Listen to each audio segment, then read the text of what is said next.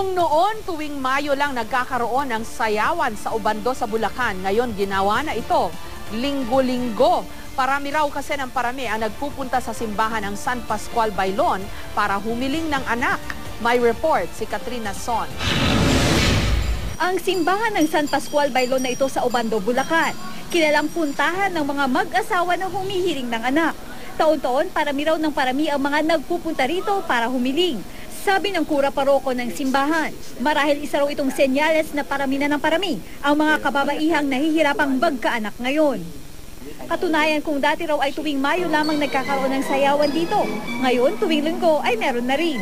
Hindi siya mahulugan ng karayom sa dami ng tao at yung kahit na umulan, kahit na bumaha, kahit na malayo pa yung pinanggalingan nila, kumbaga walang hahadlang. Si Aling Marina Contreras, nabiyayaan daw ng anak matapos sumayaw dito sa Obando, Bulacan. Naging emosyonal siya nang alalahanin ang pinagdaanan nilang mag-asawa para lamang magkaanak. Kwento niya na nasubok raw ang kanilang pagsasama dahil dito. Yung asawa ko para bang natutokso din sa babae dahil tinutokso siyang baong. Malungkot ang walang anak.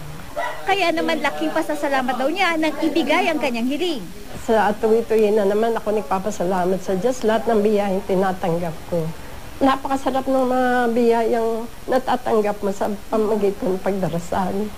Dahil sa natugon ng hiling, naging panatan na niya ang pagsasayaw rito sa Obando bilang pasasalamat. Ang bawat pag-indak nga daw sa sayaw ng Santa Clara ay may ibig sabihin. Ang una, ang pagtuturo sa puso. Ang ibig sabihin daw nito ay taimtim ang inyong panalangin. At ang pangalawa nga ay tinatawag na hayon. Ang ibig sabihin raw nito ay itinataas ang matres ng babae. At ang panghuli ay ang paghihimas ng tiyan, na ang ibig sabihin raw ay nananalig ka sa may kapal na ibibigay ang inyong hinihiling na anak. Katrina Son, GMA News.